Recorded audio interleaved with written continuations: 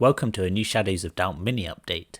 This week I want to focus on some new interface features I've been working on recently, and how the Shadows of Doubt UI can be used as a toolkit for your investigations.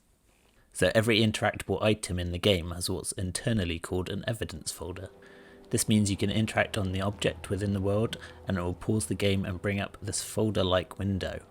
Seeing as the world is made of voxels and I want to display very specific information, it made sense to have a kind of second, more detailed layer that allowed you to closely inspect items in greater detail.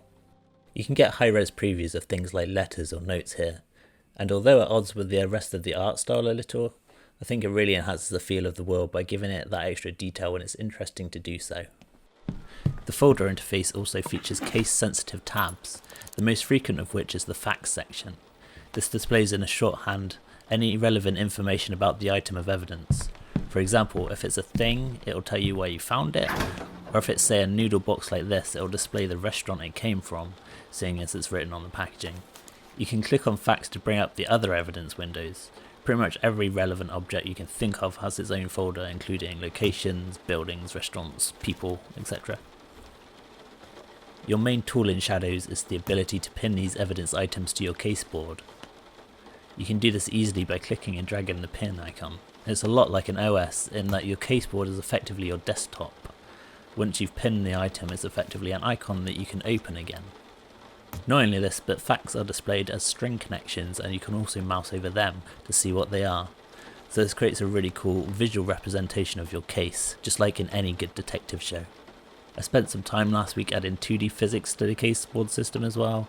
I'm not gonna lie, it was a bit of a low priority feature that had creeped in way earlier than it should have, but I'm really happy with the game feel that it's created. You can also write sticky notes and add them to the caseboard, and then also create custom string links to tie things to them. If the game isn't 100% sure on a fact, it won't automatically display it with a string, so you can fill in the blanks with your suspicions using custom strings. You can change the colour of everything too, of course.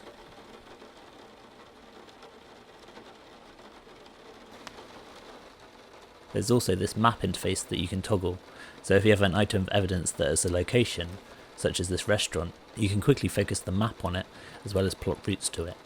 One final feature that I'm proud of is that I've made it so you can draw on your map. In fact, if you really wanted to wind up your housemate or partner, you can start to colour in their map on their save game to really confuse them. I don't recommend this at all, but the most important part is that you can do it if you are a bad person. Then I thought, why stop there? I took this drawing feature and applied it to all the evidence folders. It's next to useless, although you can underline things if you wanted to roleplay your detective's descent into madness. More importantly though, you can draw glasses and moustaches on people, and that right there is the game's killer feature. Anyway, I hope you enjoyed this quick UI focused update. If you've got any suggestions, let me know in the comments below, and I'll see you next time.